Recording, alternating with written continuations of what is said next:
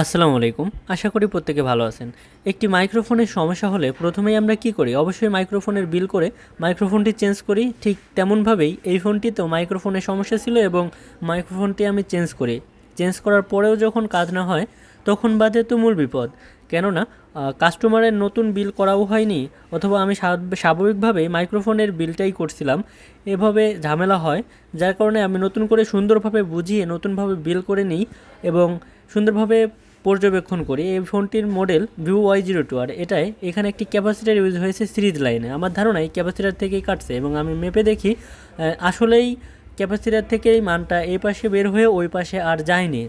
এরপরে আমি সুন্দরভাবে ক্যাপাসিটারটি জাম্পার করে দিচ্ছি। দেখতে পাচ্ছেন সুন্দরভাবে মাদারবোর্ডের হালকা একটু অংশ কেটে ভাবে লাইনটি ক্লিয়ার করে জাম্পার করে সুন্দরভাবে ফোনটিকে ফিটিং করে নিচ্ছি, দেখতে পাচ্ছেন, এবং তারপরে সমস্যাটি সমাধান হয়ে যায়।